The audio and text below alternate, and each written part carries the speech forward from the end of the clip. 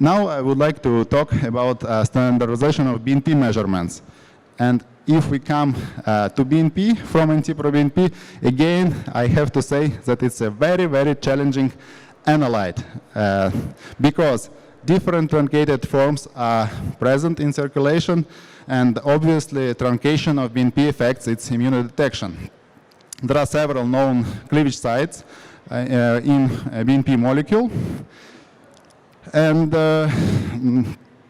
if we compare so-called clinical BNP with BNP 132, again, we have to say that BNP 132 almost does not exist, because as you can see from this slide, the difference in absolute values can reach up to 20 or even higher.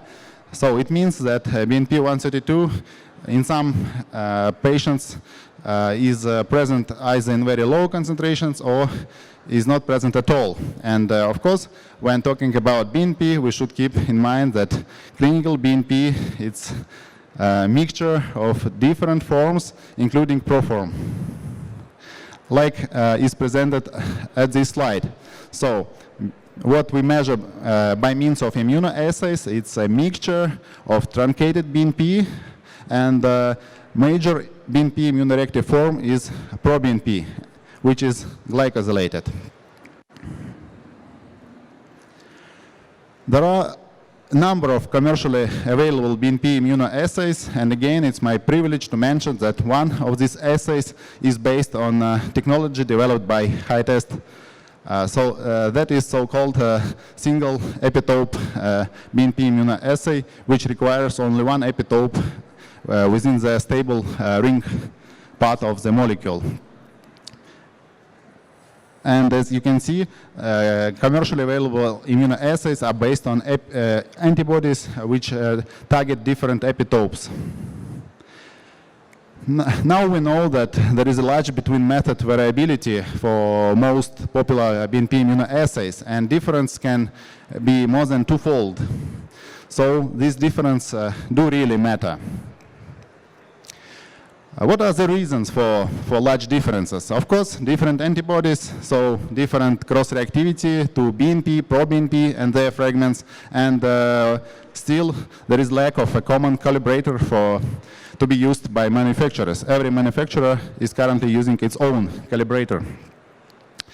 If we are thinking about standardization of BNP immunoassays, we should keep in mind that with such diversity of antibodies used in commercially available assays, and also the fact that clinical BNP cannot be clearly defined, we should rather think about harmonization than standardization of BNP immunoassays. And as a solution, HiTest suggests using proBNP as a calibrator for BNP immunoassay. This form is a major form, and we tested this idea by comparing synthetic BNP, recombinant produced in E. coli proBNP, and recombinant glycosylated proBNP produced in mammalian cells. And we found out that indeed, if we are using glycosylated proBNP, we can reduce up to twofold in mean between assay variation. So actually, it's pretty good result. Yeah, the results were published in paper in Clinical Biochemistry Journal. So this was done in collaboration with Fred Apple's lab, and we do appreciate this a lot. So, recombinant glycosylated proBNP produced in eukaryotic cells, if it's used as a common calibrator, can help to reduce between assay variability. And now the last topic I would like to address in my talk is BNP testing and Entresto. So the introduction of Entresto by Novartis in 2014 generated a number of questions, number of new challenges for using natriuretic peptides in patients under treatment with Entresto. Here, just an illustration how Entresto works. It has two components. One of them is inhibitor of neprilysin enzyme, which is responsible for the cleavage of natriuretic peptides. And second component is valsartan, which inhibits angiotensin receptor. So, since Entresto inhibits neprilysin and neprilysin cleaves natriuretic peptides, one can expect that it will influence measurements of natriuretic peptides. And also, one may expect that since Entresto inhibits neprilysin, it should be more efficient in patients with high activity of this enzyme and maybe less efficient in patients with low activity of enzyme. At this slide, you see a representation of the idea of active natriuretic peptide pool. So there is incoming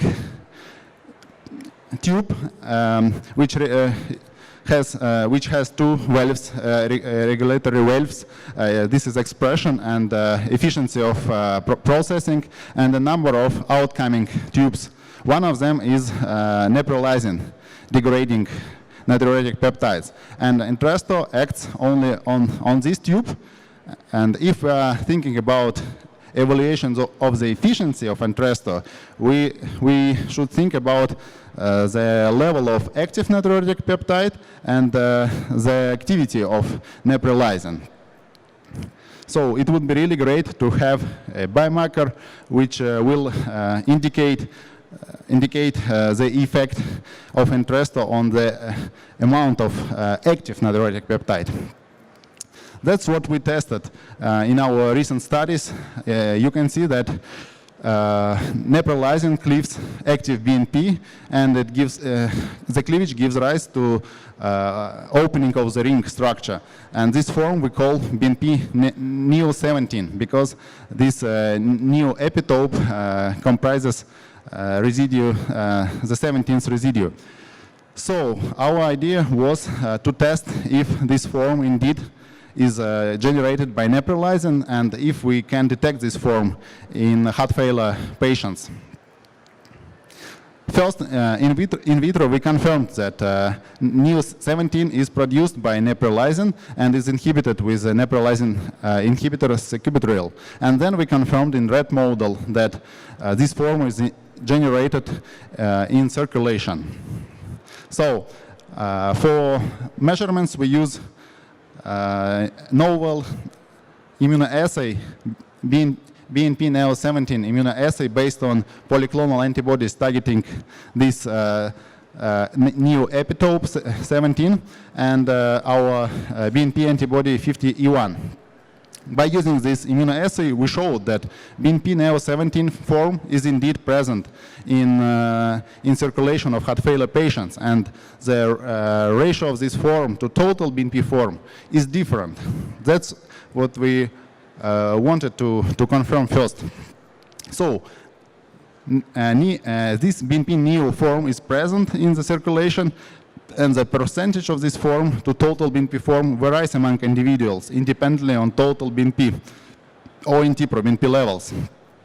And our hypothesis is that in case the level of this form is high, we can consider that in this patient there is high activity of neprilysin and high amount of active BNP. So we may expect high efficiency of treatment with Entresto or any other neprilysin inhibitor. And in case the level of this form is low, we might expect low efficiency of treatment with neprilysin inhibitor.